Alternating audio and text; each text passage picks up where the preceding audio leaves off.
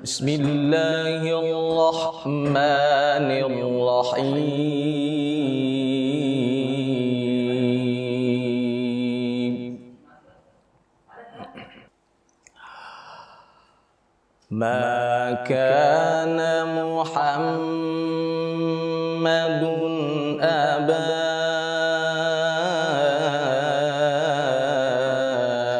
ahadim min rijalikum walakin rasulallahi wa khataman nabiyyin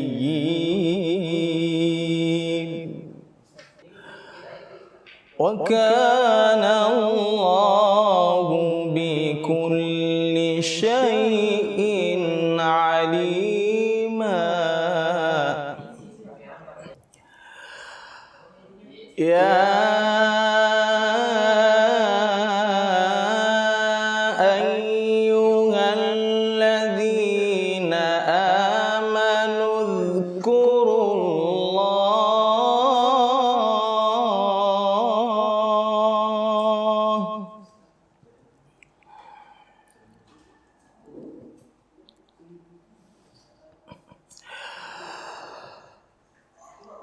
Ya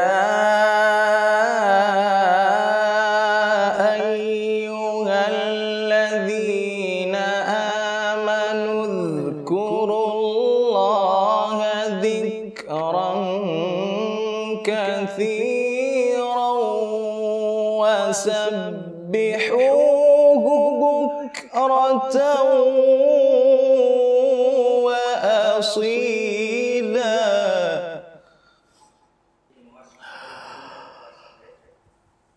Huwallazi yusalli alaikum wa malaikatuhu liyukhrijakum minadh-dhulumati ilan nur. Wa kana bil mu'minina rahima.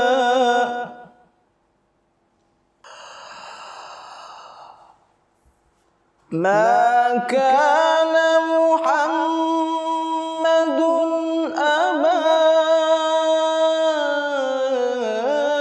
ahadim min rijalikum walakin rasulallahi wa khataman nabiyyin.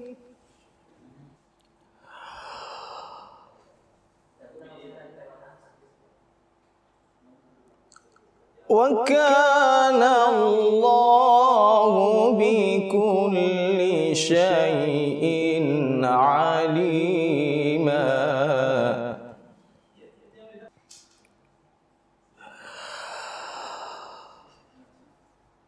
Ma kana Muhammadun aba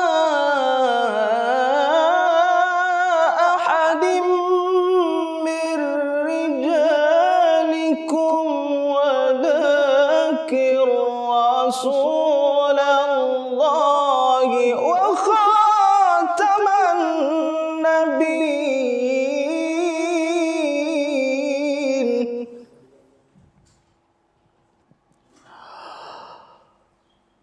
Wa kana Allahu bikulli syai'in alima.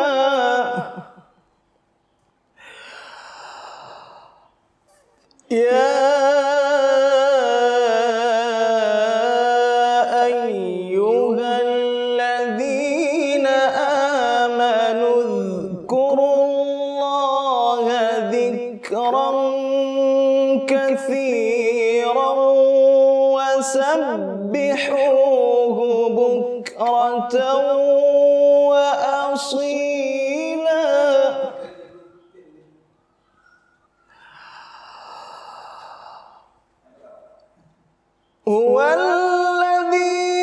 يصلي عليكم وملائكته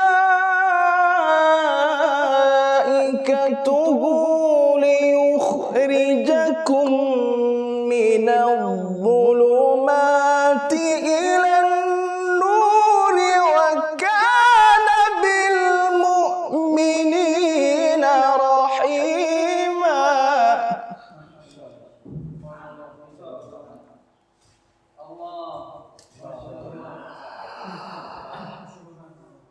تحيتهم يوم يلقونه سلام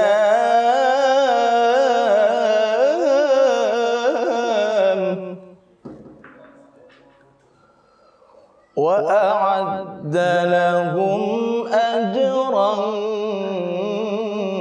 كريما.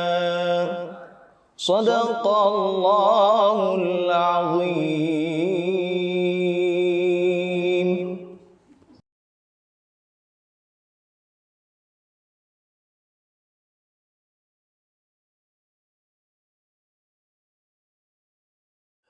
بسم الله الرحمن الرحيم.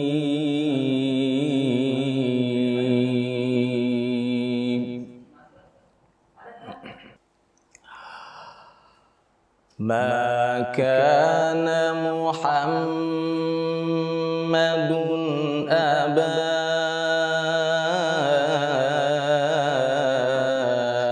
أحد من رجالكم. Kami hanya sebagai naib dan pengganti. Oleh karena itu, untuk tema kita pada malam hari ini dengan momentum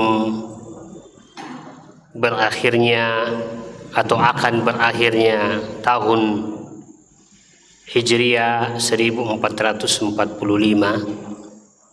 Sekarang kita sudah memasuki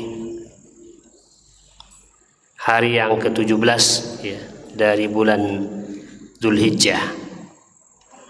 Kurang lebih 22 hari lagi ya kita akan berpisah dengan tahun 1445 Hijriah. Nah, oleh karena itu ada baiknya kita melakukan kajian tentang hijratul Rasul sallallahu alaihi wasallam. Momentum yang sangat monumental dalam sejarah Rasulullah sallallahu alaihi wasallam. Sampai momentum hijrah inilah yang dijadikan oleh Umar bin Khattab ketika beliau menetapkan kalender ya Islam, yaitu kalender Hijriah, setelah sedikit alot usulan para sahabat, kita memulai ya, penanggalan Islam itu dari mana. Ada yang mengusulkan hari kelahiran Nabi kita Muhammad SAW, ada yang mengusulkan yang lainnya dan seterusnya. Lalu kemudian ya kesimpulan dari diskusi para sahabat tentang itu oleh Umar bin Khattab diambil momentum hijrahnya Rasulullah SAW sebagai awal kalender Islam ya. Maka ya sejak pada masa khilafah Umar bin Khattab ya dengan ya pertimbangan yang cukup matang dijadikanlah momentum hijrahnya Rasulullah SAW sebagai tahun ya atau kalender ya, Islam sampai ya, hari ini. Nah, kenapa hadirin yang sangat bahagia? Karena ternyata hijratul Rasul min Makkah ilal Madinah adalah fase di mana terjadi sebuah perubahan besar. awal dari sebuah perubahan besar itu diawali dengan hijratul Rasul sallallahu alaihi wasallam. Kita tahu bahwa Nabi sallallahu alaihi wasallam berdakwah di Mekkah sekitar 13 tahun lamanya. Tapi yang merespon dan menerima dakwah Islam ini hanya segelintir orang saja. Dan disebutkan oleh Ibnu Hisham dalam sirahnya, yang berhijrah ke Madinah ya, di tahun ya, ke-12 Hijriah masuk ke 13 Hijriah 12 masuk ke 13 tahun kenabian, yang berhijrah itu tidak lebih dari 100 orang.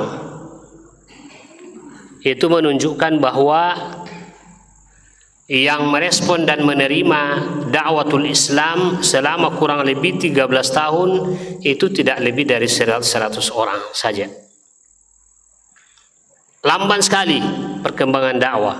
Bahkan yang terjadi sebaliknya adalah tekanan-tekanan yang luar biasa dari orang-orang musyrikin Quraisy terhadap pergerakan dakwah Islam pada saat itu. Tapi setelah Nabi berhijrah ke Madinah, terjadi loncatan-loncatan yang sangat luar biasa. Sampai di Madinah, 2 tahun Rasulullah SAW berada di Madinah bersama dengan kaum muslimin yang terdiri dari Muhajirin dan Ansar. Itu meletus perang Badar. Ya, pada tahun kedua Hijriah meletus perang Badar. Ternyata perang Badar yang secara pertimbangan manusiawi tidak mungkin kaum muslimin menang, baik dari sisi jumlah maupun dari sisi ya, alat perang dan seterusnya. Itu tidak memungkinkan secara pertimbangan matematika bahwa kaum muslimin bisa menang. Ternyata ya, dengan pertolongan Allah Subhanahu wa taala, perang Badar itu dimenangkan oleh kaum muslimin. Disitulah ya, nama Islam itu mulai naik dan disegani oleh masyarakat bangsa Arab.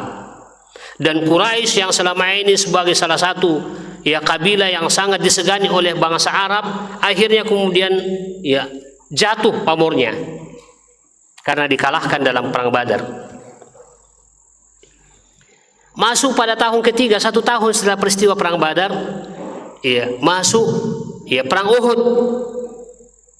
Perang Uhud, walaupun dalam kajian sejarah mengatakan bahwa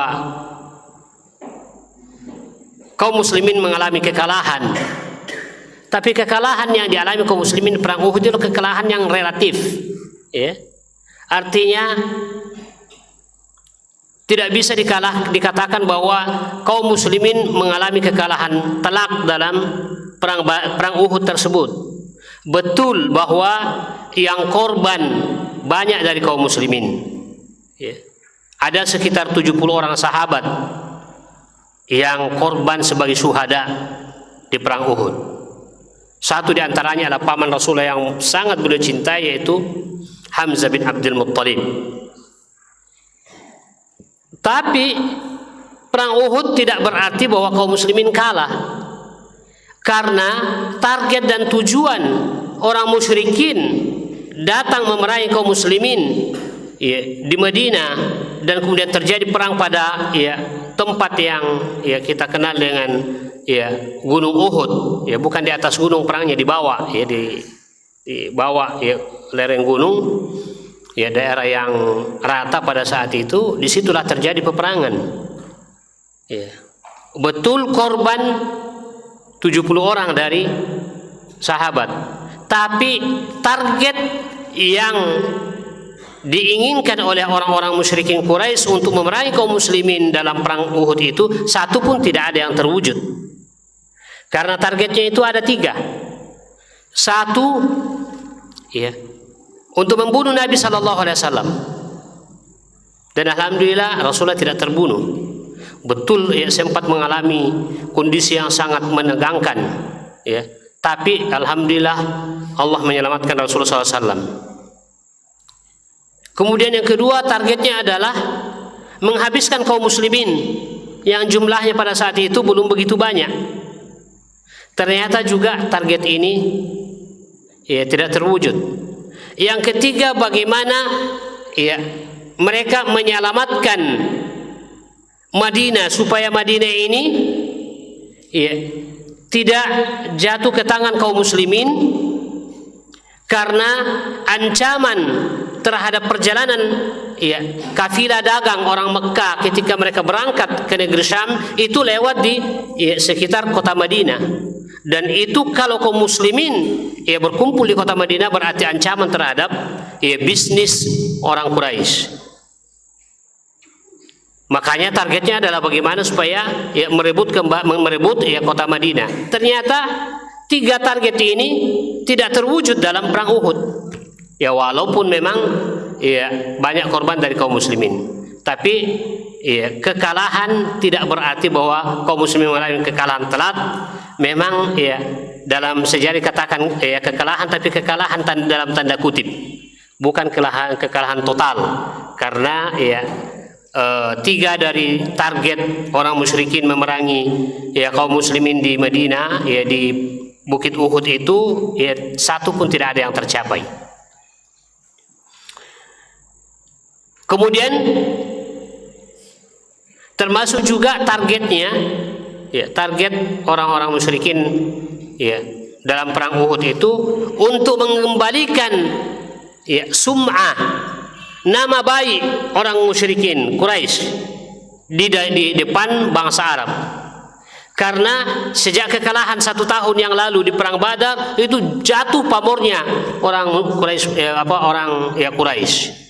Dan mereka mau mengembalikan lagi sebagai ya suku yang kuat ya di Jazirah Arabia. Ternyata juga ya dalam perang Uhud itu tidak kembali naik ya pamor ya orang Quraisy. Tetap saja ya dianggap ternyata Quraisy itu lemah. Nah, karena hadirin yang sangat bahagia, dari sejak perang Badar masuk perang Uhud ya orang sudah mulai banyak masuk Islam ya. Mulai banyak orang masuk Islam. Kemudian masuk pada tahun kelima Hijriah, meletus lagi perang Khandaq atau yang dikenal dengan perang Ahzab, perang sekutu.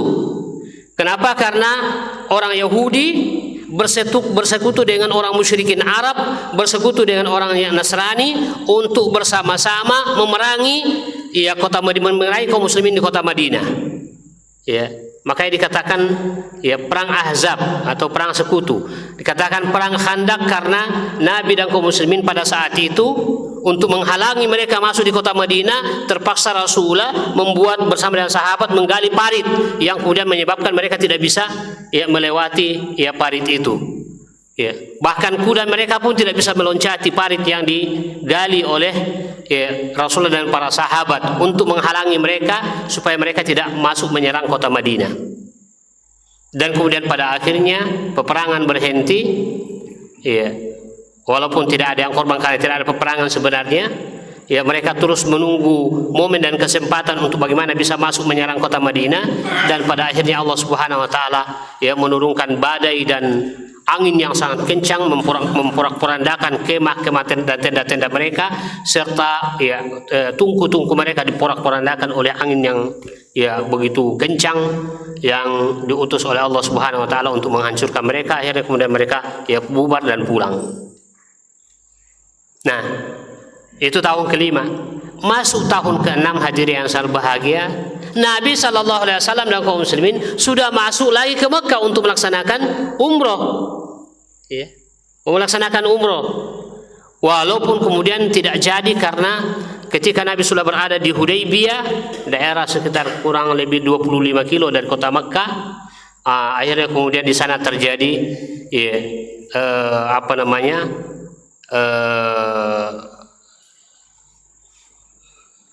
mufawadah ya, atau semacam diskusi yang alot yang kemudian menghasilkan satu kesepakatan, ya, yang dikenal dalam sejarah dengan perjanjian Hudaybiyah. Nabi dan kaum muslimin tidak boleh masuk umroh pada tahun ini, nanti tahun depan baru boleh. Ya. Dengan ada beberapa kesepakatan, ya akhirnya kemudian kaum muslimin kembali lagi ke Madinah. Tapi tahun ke-8 coba, jadi 8 tahun ini, tahun ke-8 terjadi peristiwa Fatu Makkah, penaklukan kota Makkah. Akhirnya dengan peristiwa Fatu Makkah ini, alhamdulillah, ya, Makkah jatuh kembali ke tangan kaum muslimin. Dan orang-orang kafir itu sudah tidak bisa berkutik. Orang-orang musyrikun dan orang-orang kafir tidak bisa lagi berkutik. Di saat peristiwa Fatu Makkah itulah, ya, mereka yang dulunya memerangi Islam akhirnya kemudian masuk Islam. Berbondong-bondong orang masuk Islam setelah Fatu Makkah. Dan itu yang diabadikan oleh Allah, ya. Idza jaa nasrullahi wal fath wa ra'aitan nasa yadkhuluna fi dinillahi afwaja. Fatu Makkah itu kalian melihat dan menyaksikan orang berbondong-bondong masuk Islam. Coba bayangkan itu. Jadi cuma 8 tahun saja, ya. Makkah sudah ditaklukkan dan orang-orang, ya, yang dulunya memerangi Islam semuanya masuk Islam. Ya. Ini menunjukkan bahwa setelah Nabi SAW berhijrah, perkembangan dakwah sangat luar biasa. Ada loncatan-loncatan dakwah yang, ya, tidak pernah dibayangkan sebelumnya. Lalu kemudian setelah tahun ke-9, 1 tahun sebelum Rasulullah SAW meninggal dunia, maka, ya, terjadi peristiwa pada tahun 9 disebut Amul Wufud, ya, tahun datangnya utusan dari semua kabilah yang ada di Jazirah Arabia. Semua kabilah yang mendiami Jazirah Arabia, dari, ya, utara ke selatan, dari barat, ya, ke timur, semuanya datang utusannya. Kepala-kepala kabilah, kepala-kepala suku datang ke Madinah pada Nabi SAW dan mengatakan bahwa semua anggota kabilahnya telah masuk Islam. Setahun sebelum Nabi SAW meninggal dunia. Ini Jazirah Arabia sudah selesai, ya. Menunjukkan bahwa ternyata, ya, proses hijrahnya Rasulullah SAW itu adalah titik awal kemenangan Islam. Wajar dan pantas kalau Umar bin Khattab menjadikan sebagai momentum yang dijadikan sebagai, ya, awal daripada, ya, penanggalan Islam atau kalender Islam, yaitu tahun Hijriyah, hijrahnya Nabi SAW. Karena itu adalah awal dari sebuah kemenangan Islam. Dan dari setelah itu, dari Madinah lah, ya, cahaya Islam ini tersebar ke seluruh penjuru dunia, dan alhamdulillah sampai juga ke negeri kita dan dianut oleh masyarakat Indonesia secara berbondong beramai-ramai. Dan alhamdulillah, ya, kita adalah penduduk yang terbanyak, ya, Muslim di dunia adalah di Indonesia, walaupun kualitasnya masih rendah, ya, tapi, ya, dari sisi kuantitas, ya, umat Islam di Indonesia yang paling banyak. Nah, jadi yang sangat bahagia kita, oleh karena itu kajian tentang sirah Nabi SAW, khususnya hijratul Rasulullah SAW dalam momentum kita ini sudah, ya, berada pada penghujung, ya, bulan, ya, Zulhijjah, dan tidak lama lagi, kurang, ya, lebih 20 hari lagi, 20 hari atau kurang, ya, insya Allah kita akan memasuki tahun baru Hijriyah 1446. Oleh karena itu, ya, bagus sekali kita, ya, mengangkat tema tentang hijratul Rasul Sallallahu Alaihi Wasallam.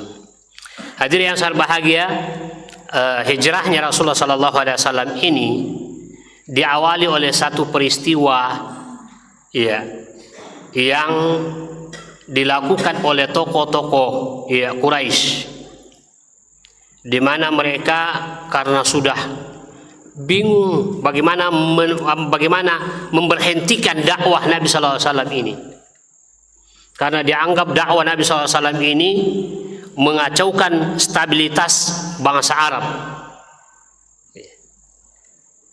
Padahal Nabi SAW datang mengajak mereka untuk masuk surga. Mereka yang tidak mau masuk surga. Maka ya, mereka sepakat setelah mendapatkan Nabi SAW mendapatkan tekanan-tekanan dari waktu ke waktu. Semua tekanan dilewati oleh Nabi SAW dan penuh kesabaran bersama dengan sahabatnya.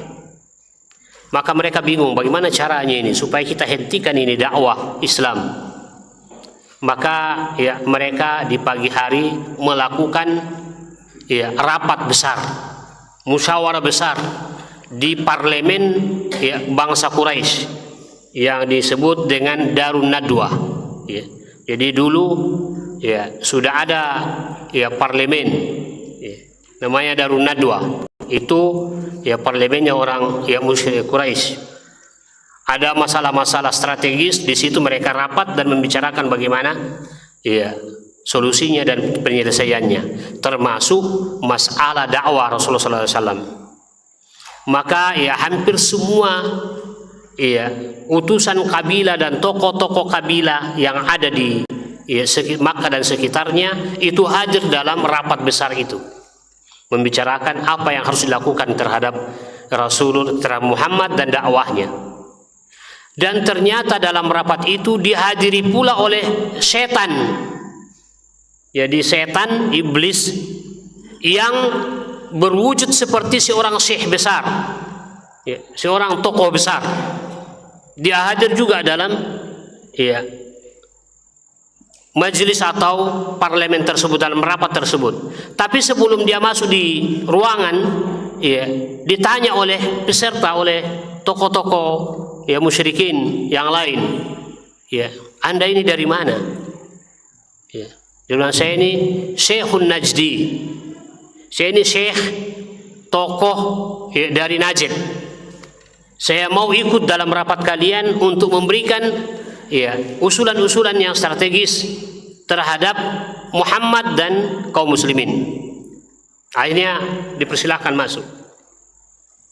Ringkas ya ceritanya, ya terjadilah rapat besar di situ dan kemudian ya muncul berbagai ya usulan, ya. Muncul berbagai usulan ya bagaimana, apa yang harus dilakukan pada Muhammad. Macam-macam. Ada yang mengatakan kita usir dari Mekah. Ya. Lalu kemudian setan yang berwujud manusia tadi ini sebagai seorang syekh, seorang tokoh, mengatakan itu bukan usulan yang bagus. Karena kalau kita usir dia dari Mekah, dia akan pergi ke satu tempat dan di sana dia berdakwah, mengajak orang, karena ya pembicaraannya itu sangat didengar oleh orang. Dan mereka akan membuat kekuatan di sana, lalu kemudian nanti suatu ketika menyerang kita. Itu berbahaya. Akhirnya kemudian ya cari lagi pendapat yang lain. Siapa yang memberikan pendapat? Ya, ada lagi yang memberikan pendapat. Kalau begitu kita tangkap dia, kita penjara. Ya. Setan ini yang berwujud manusia juga memberikan ya saran. Itu bukan pendapat yang cocok itu. Ya. Bukan usulan yang cocok dan tepat. Ya, kalau kita penjara, dia sampaikan alasannya begini-begini. Lalu kemudian terakhir Abu Jahal mengatakan, ya kalau begitu saya punya usulan. Sampaikan, dia sampaikan usulan saya begini. Kita pilih pemuda-pemuda yang gagah dan kesatria dari setiap kabilah, dari kabilah Quraisy. Ya. Di Makkah kan banyak kabilah ya. Ya, banyak kabilah. Kita pilih ya, setiap kabilah itu mengutus satu ya algojonya, satu ya pemudanya yang ya kekar. Lalu kemudian ya kita perintahkan mereka ya sebelumnya kita berikan setiap orang itu pedang yang terhunus. Dan kita perintahkan mereka cari Muhammad, lalu kemudian ya usahakan bunuh ya barengan. Satu kali tebas. Jadi 11 orang itu ya semuanya bersamaan menebas Nabi SAW dan mati ya dengan tebasan 11 orang tadi itu. Tidak boleh ada yang ganti-gantian. Pokoknya sekalian saja. Ya. Supaya apa? Ya supaya nanti kalau mati Muhammad itu, ya, kabilah beliau Abdi Manaf itu tidak menuntut, tidak ada yang bisa dituntut. Kenapa? Karena yang mewakili semua ini adalah kabilah Arab. Sehingga tidak ada jalan lain. Kabilah Nabi SAW Abdi Manaf itu, ya dia menerima ya semacam diat atau ya, denda yang diberlakukan pada orang yang membunuh. Karena tidak mungkin ya Abdi Manaf menuntut ya semua 11 orang itu. Nah, itu pendapat yang diusulkan oleh Abu Jahal. Lalu kemudian setelah itu ya setan yang tadi ya berwujud manusia mengatakan inilah pendapat yang benar. Akhirnya kemudian hadirin yang sangat bahagia, disepakatilah ya 11 orang anak muda yang dipilih dari setiap kabilah 1 orang dan diberikan pedang yang ya sangat tajam. Diinstruksikan kalian harus cari ya Muhammad dan tebas ya 1 kali tebasan. Lalu kemudian ya, Nabi SAW didatangi oleh malaikat Jibril. Malaikat Jibril menginformasikan rencana jahat orang-orang musyrikin terhadap beliau. Oleh karena itu Jibril menyampaikan perintah Allah Subhanahu wa taala supaya kamu harus keluar berhijrah meninggalkan Makkah menuju Madinah. Kenapa? Karena sebelumnya perintah berhijrah itu sudah ya diperintahkan oleh Allah kepada kaum muslimin, dan sebelumnya kaum muslimin itu sudah diperintahkan oleh Nabi untuk keluar berhijrah sembunyi-sembunyi ya. Sembunyi-sembunyi mereka keluar, ada yang 1 orang ya bersama dengan istrinya, ya ada yang kemudian bertiga, ada yang kemudian berempat, tapi ya tidak banyak ya, karena memang juga tidak banyak kaum muslimin ya di Mekah ya, mereka berhijrah secara bertahap ya. Kecuali Umar bin Khattab. Umar bin Khattab juga pergi berhijrah duluan, keluar bersama dengan kurang lebih 20 orang. Ya, kurang lebih 20 orang dari kaum muslimin dan kerabatnya yang ya beliau bawa untuk berhijrah ya ke Madinah, tinggalkan Mekah. Tapi Umar bin Khattab beda dengan yang lain-lain. Yang lain-lain itu sembunyi-sembunyi pergi. Umar bin Khattab justru tidak. Dia datang ke Mekah, ke Ka'bah.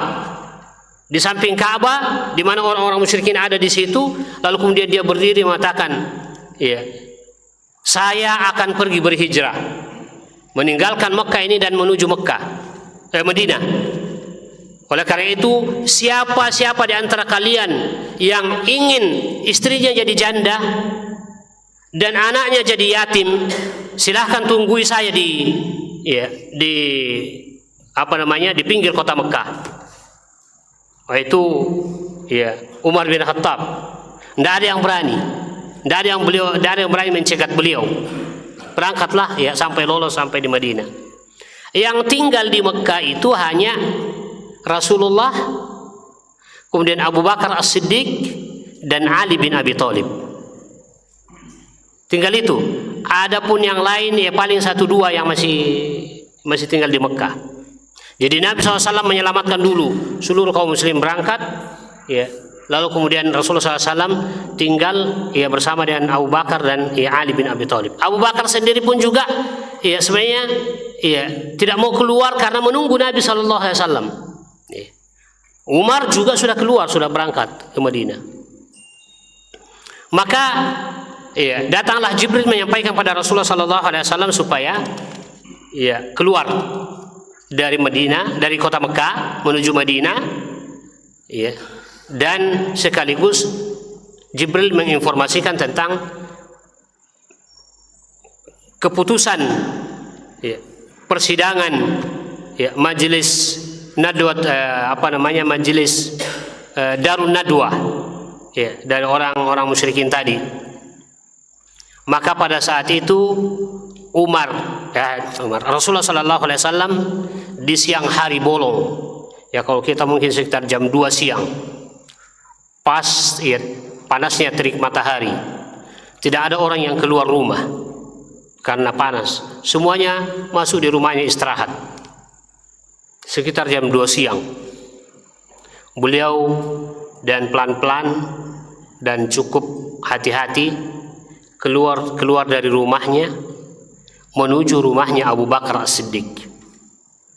Ya. Sampai di rumahnya Abu Bakar, jadi tidak ada orang yang lihat beliau keluar, karena orang semua berada dalam rumahnya bernaung. Sampai di rumah Abu Bakar, Nabi SAW mengatakan, ya Abu Bakar, keluarkan semua orang dari rumahmu yang bukan keluargamu.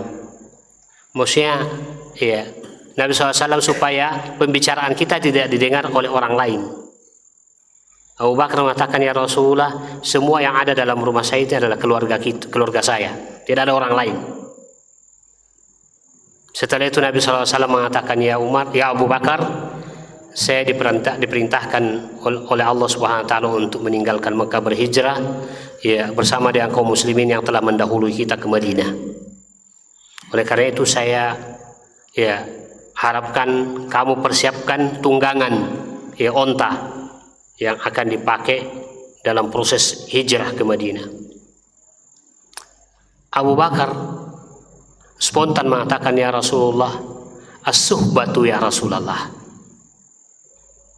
Ya Rasulullah, saya mau menemani Rasulullah dalam perjalanan hijrah ini. Padahal Abu Bakar tahu resiko menemani Nabi SAW dalam proses hijrah ini. Ya. Risikonya sangat besar, kematian risikonya. Tapi justru memang dari awal kenapa beliau tidak berhijrah bersama dengan kaum muslimin sebelumnya untuk menyelamatkan diri? Tidak, dia mau menemani Nabi SAW. Dia mau berhijrah bersama dengan Nabi SAW. Maka ketika Nabi sudah menyatakan bahwa saya diperintahkan berhijrah, ya tolong disiapkan kendaraan, ya tunggangan onta, maka beliau langsung mengatakan, as-suhbatu ya Rasulullah, saya mau menemani Rasulullah. Maka Rasulullah SAW mengatakan, na'am, kamu menemani saya.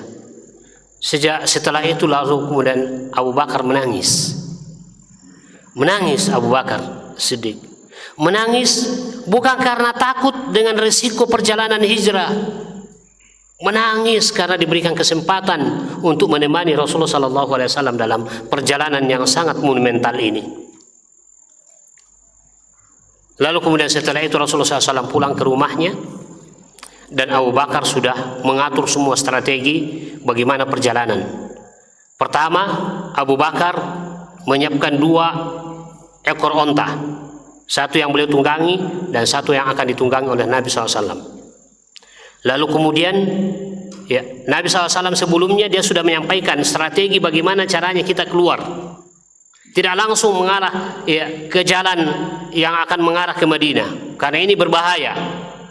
Nabi SAW sudah tahu bahwa dia diincar sekarang, dia dicari dan akan dibunuh, dieksekusi oleh orang-orang musyrikin. Maka Nabi SAW mengatakan kita akan keluar dulu ke arah, ya, ke arah utara, ya, tapi tidak ke arah selatan. Kan jalannya itu ke arah selatan ke Madinah, dia ke arah utara, mengambil jalan yang, ya, kebalikan. Ya. Jadi strategi Nabi SAW. Ya. Maka Abu Bakar, ya, menyiapkan semua persiapan-persiapan untuk berangkat, termasuk melibatkan, ya, seluruh unsur keluarganya. Abu Bakar As-Siddiq menyiapkan, ya, anak-anaknya untuk terlibat dalam proses hijrahnya Nabi SAW. Pertama, anaknya namanya Abdullah, ya, itu diperintahkan oleh Abu Bakar untuk, ya, berangkat membawa, ya, gembalaan kambingnya, ya, menuju tempat persembunyian Nabi SAW di Gua Thawr. Kambingnya dibawa sana, ya, dengan 2 tujuan. Tujuan pertama untuk menghilangkan jejak, ya, langkah, ya, dari, ya, onta yang dikendarai oleh Nabi SAW dan, ya, Abu Bakar. Kan di padang pasir itu, ya, bekas-bekas telapak kaki, ya, kendaraan itu atau onta itu berbekas, ya, di padang pasir. Nah, sehingga kalau, ya, orang Arab mau cari dia, ya, kemudian bisa dilewati, ditelusuri itu, ya, bekas telapak kaki onta. Nanti di mana berakhir? Dia di situ pasti. Ya.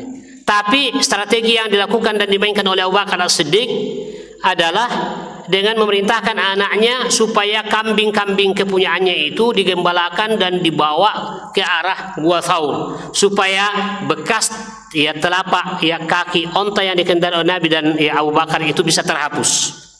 Itu tujuan pertama.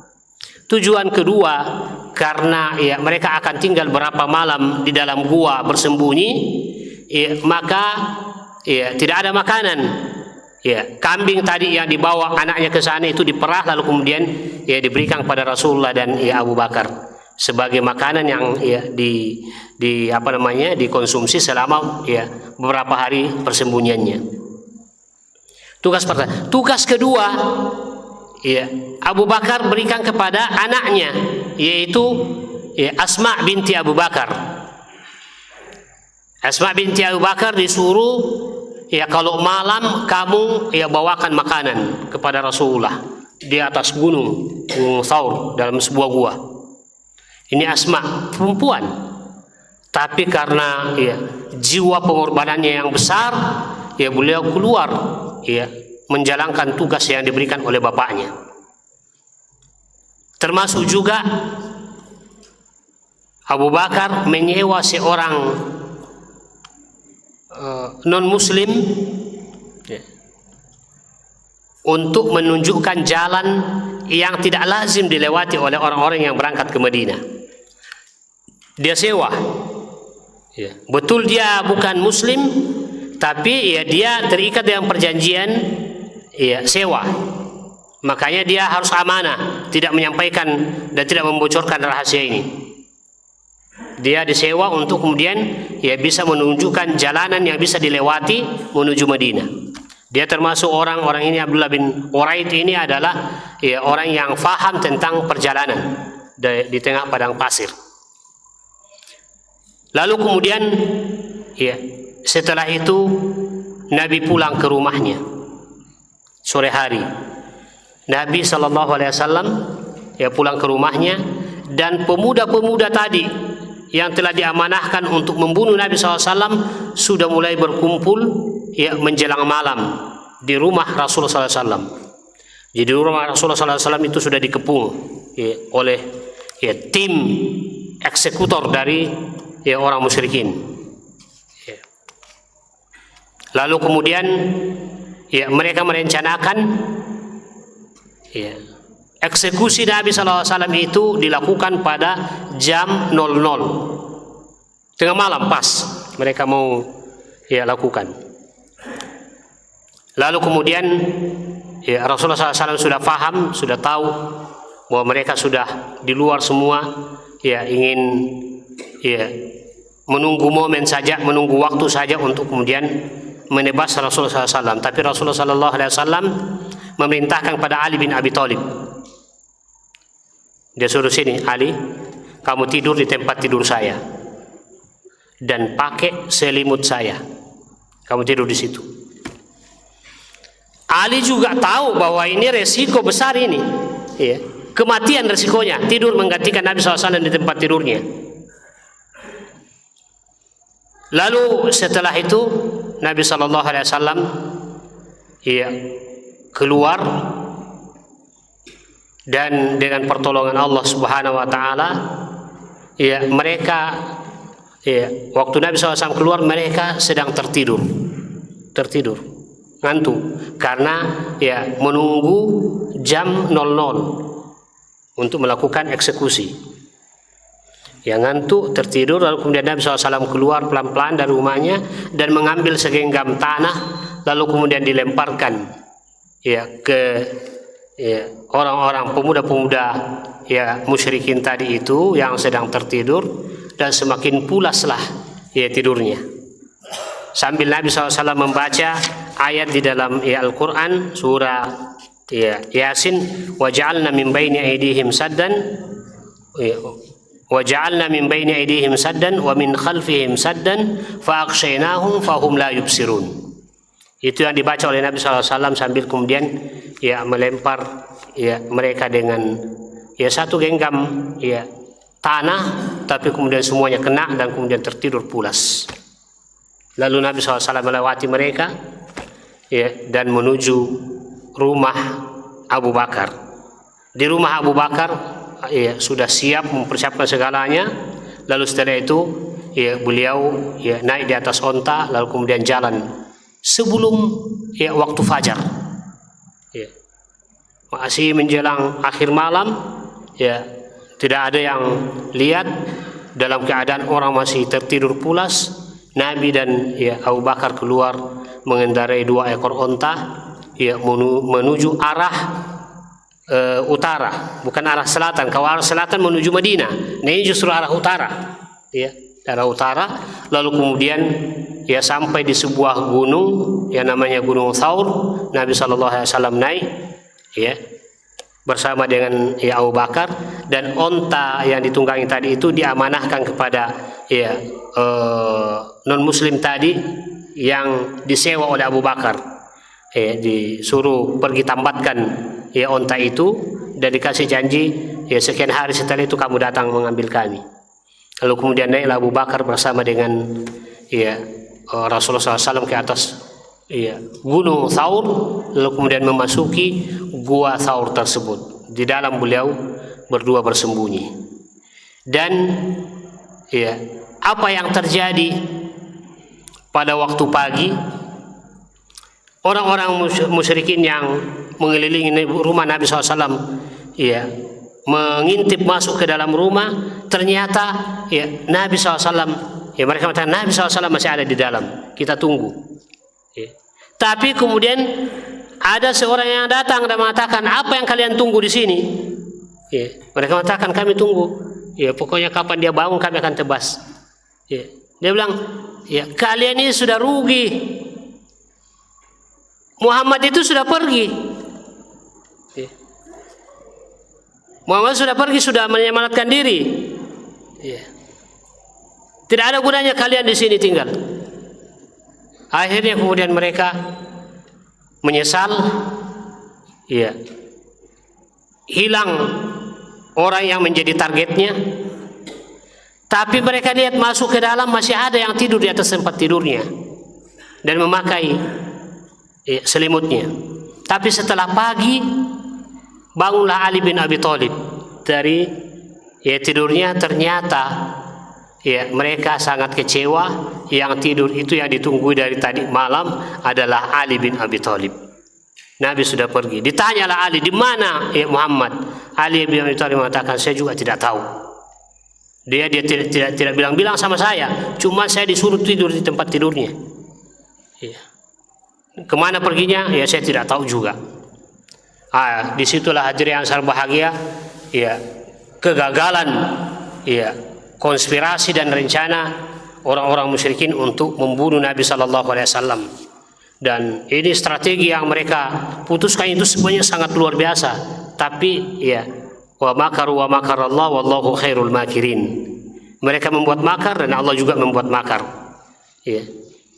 Dan, ya, Allah SWT menolong Nabi kita Muhammad SAW, dia bisa keluar.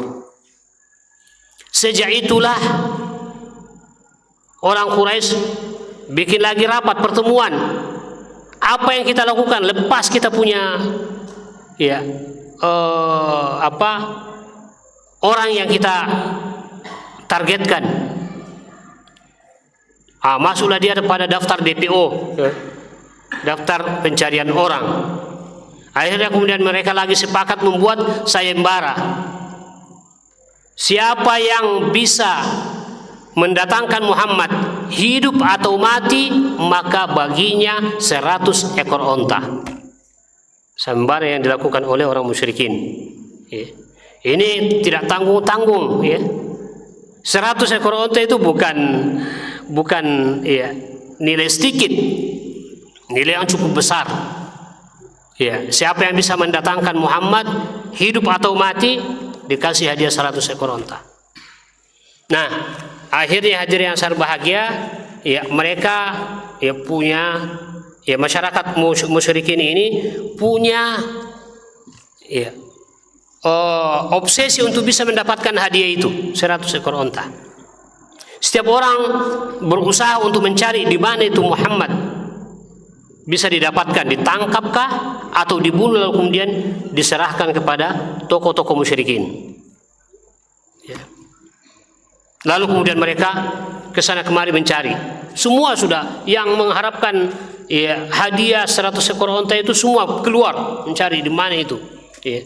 Bahkan ada yang sampai naik ke atas Gunung Thaur. Coba naik ke atas Gunung Thaur dan melewati pas depan mulut gua. Jadi mereka lewat di pas depan mulut gua. Cuma ya, mereka tidak membungkukkan badan untuk menengok masuk. Seandainya mereka membungkukkan badan dan menengok masuk ke dalam gua, pasti ya, mereka melihat Nabi dan Abu Bakar sedang berada di dalam. Itu luar biasa bagaimana Allah menjaga Rasulullah SAW. Dan salah satu di antara bentuk penjagaan Allah Subhanahu Wa Taala sehingga mereka yakin bahwa tidak ada orang di dalam ini. Satu di antaranya bahwa Allah memerintahkan laba-laba untuk membuat sarang menutupi mulut gua tersebut. Jadi ada sarang laba-laba di situ, di mulut gua. Kemudian yang kedua, di atas pintu gua itu ada merpati yang sedang bertelur. Bertelur bahkan mengeram. Merpati. Jadi dari dua tanda itu mereka mengatakan tidak mungkin ada di dalam ini. Karena kalau ada orang di dalam mesti tidak ada sarang laba-laba, karena pasti sarang laba-laba kalau ada orang masuk pasti terbongkar. Kemudian yang kedua, kalau ada orang masuk mesti sudah terbang ini burung yang sedang mengeram, burung merpati. Jadi yakin bahwa mereka tidak ada di dalam. Akhirnya lewat terus. Padahal kata Abu Bakar, seandainya mereka menundukkan saja sedikit ke badannya dan menengok kami masuk, maka kami akan ketangkap. Pas pada saat itu Abu Bakar langsung menangis. Di saat Rasulullah sambil berbaring dan kepalanya di atas paha Abu Bakar. Jadi dia jadikan paha Abu Bakar sebagai bantal. Rasulullah SAW berbaring, Abu Bakar duduk. Abu Bakar sambil melihat kakinya mereka ini di luar bolak-balik. Sampai sedihnya Abu Bakar bahwa inilah momennya kita ditangkap dan Nabi SAW akan dibunuh. Sangat sedih Abu Bakar, akhirnya kemudian beliau menangis. Menangis bukan karena beliau takut dibunuh, menangis karena Nabi SAW akan korban. Dan kalau Nabi korban berarti dakwah berhenti. Itu yang dalam pikiran Abu Bakar As-Siddiq. Sampai beliau menangis dan akhirnya kemudian air mata beliau itu menetes dan jatuh ke pipi Nabi SAW. Rasulullah langsung terbangun. Rasulullah langsung terbangun. Lalu kemudian mengatakan, wahai Abu Bakar, apa yang terjadi? Maka Abu Bakar membisikkan pada Nabi SAW bahwa mereka mencari kita ada di depan gua. Mereka di luar sedang mencari kita. Maka Rasulullah SAW mengatakan kepada Abu Bakar,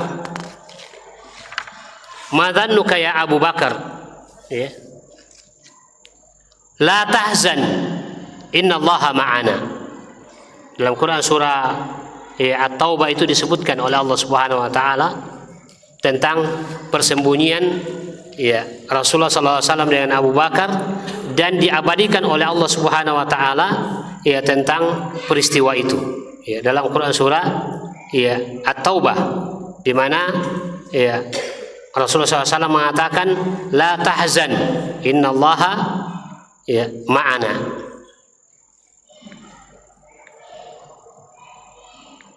Jangan kamu bersedih, sesungguhnya Allah bersama kita. Di surah At-Taubah ayat 40 Allah mengatakan illa tansuruhu faqad nasarahullahu. Kalau kalian tidak menolong Nabi sallallahu alaihi wasallam, maka sesungguhnya Allah menolong beliau. Idz akhrajahu alladziina kafaru, ketika beliau dikeluarkan dan diusir oleh orang-orang kafir. Tsani tsnain, ketika mereka berdua idhuma fil ghar, tatkala keduanya berada di dalam gua.